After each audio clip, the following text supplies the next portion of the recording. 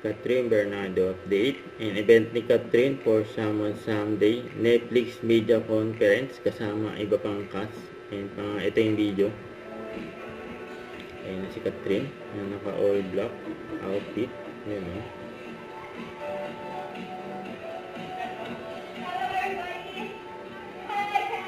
Okay, maybe we can take our seats and grabe, look at the press. Kahit umuulan, present and on time. Thank you all for being with us today for this very, very Walang special makapigil sa event kahit umuulan. Sunday sneak by Netflix. Tatanungin ko na kayo isa-isa. Since Too Good to Be True, and now nagbabalik na rin si Erika with Netflix for Someone Someday. How excited are you? Very excited. Hi, Gretch. Good to meet you. Hi, guys. Good evening. Yes, I'm very excited.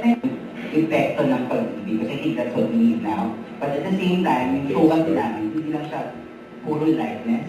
Meron din siyang mixture of yung darkness. So I think we're getting the best of both worlds. We are introducing something new at the same time. Kumanda na ako talaga.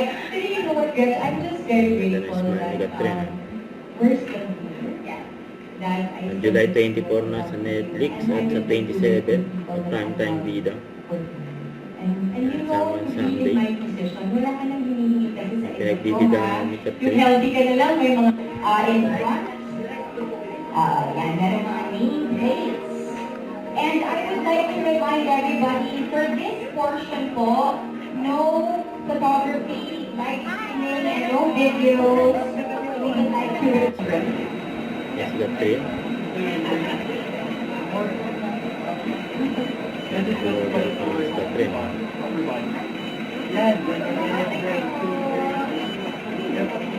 Ganito si Shobe, okay na. Si Catherine. Sorry, sir. Paano yung character? Three, two, one, go. Look. Okay. Go. Ganun. Okay, very good. On behalf of Netflix and the cast of Someone Someday, a big round of applause for our Someone Someday family. Thank you very much. And thank you to the wonderful cast and creators and our friends from the media and everyone who joined us this evening. Once again, I'm Gretchen Polito. Have a wonderful evening and weekend.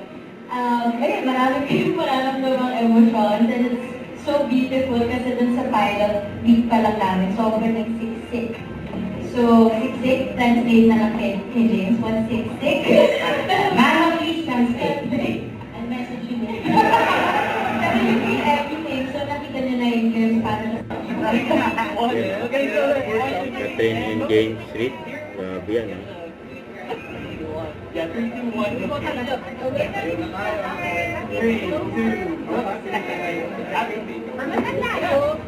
Got it.